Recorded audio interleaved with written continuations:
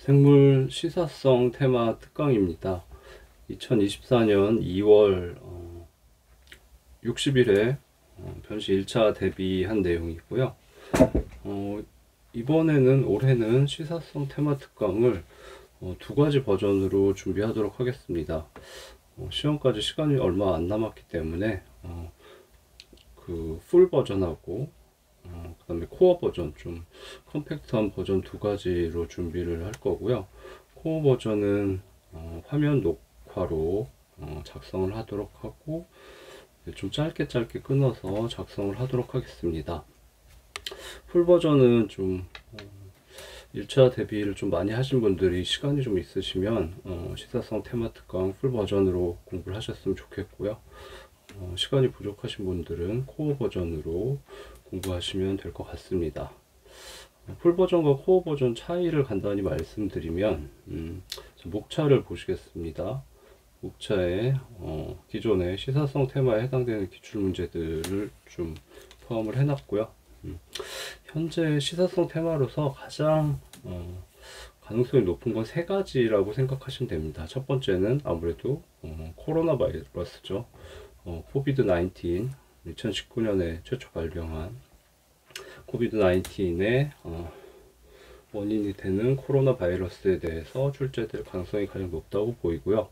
그걸 제외하면 두 가지가 가장 중요한데, 크리스퍼 캐스9 유전자 편집 기법이죠. 근데 이건 벌써 2023년에 한 문제가 출제가 되었습니다. 또 하나는 차세대 서열 분석, 세 가지 테마가 가장 가능성이 있다고 보입니다. 근데 코로나 바이러스는 이제 따로 강의 무료 특강을 작성을 할 거고요. 이제 두 번째, 크리스퍼 캐스9의 경우는 크리스퍼 캐스9을 잘 이해하기 위해서는 이 자료에 제한 효소에 대한 내용이 포함되어 있습니다. 크리스퍼 캐스9이 왜 강력한 기법인지 알기 위해서는 제한 효소에 대해서 알아야 하기 때문이죠. 풀 버전에서는 제한 효소에 대해서도 설명을 하고 크리스퍼 캐스9에 대해서 설명을 하도록 하겠습니다. 하지만 코어 버전에서는 제한 요소에 대해서는 다 알고 있다고 가정을 하고 간략히 넘어가고 크리스퍼 캐스9 위주로 설명을 해서 짧게 끝내도록 하겠습니다. 자, 다음 차세대 서열 분석은 차세대 서열 분석을 이해하기 위해서는 생어의 다이디옥시 메소드를 이해를 해야 됩니다. 최초의 서열 분석 방법이죠.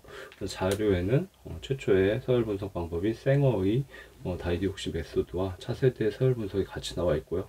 풀 버전에서는 두 가지를 다 설명할 것이고, 코어 버전에서는 생어의 다이디옥시 메소드는 이미 알고 있다고 가정을 하고 가볍게 넘어가고 차세대 서열 분석 위주로 설명을 하겠습니다.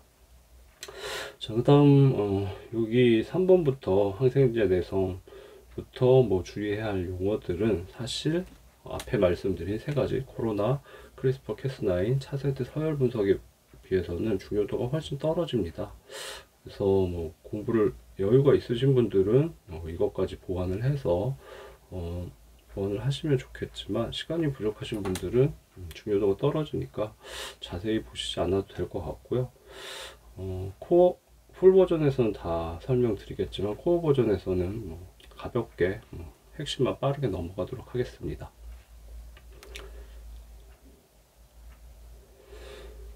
첫 번째는 시사성 테마에 해당되는 기출 문제인데, 최근 15년간 12문제가 기출이 됐습니다. 그냥 리스트만 보여드리고요.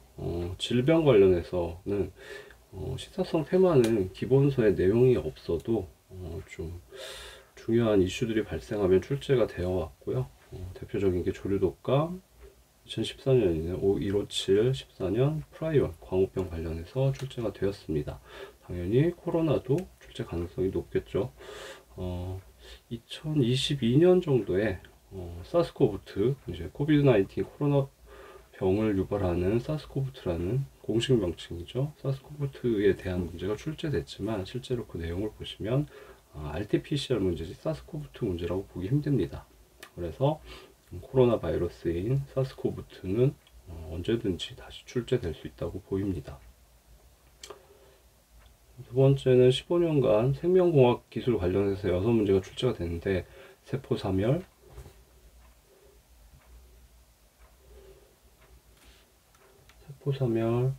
마이크로레이, 마이크로 RNA, siRNA, 아까 말씀드린 RT-PCR, 코로나처럼 보이지만 RT-PCR, 그 다음에 크리스퍼 캐스9이 뭐 전부터 저는 시사성 테마 특강에서 강의를 했었는데 23년에 출제가 되었습니다.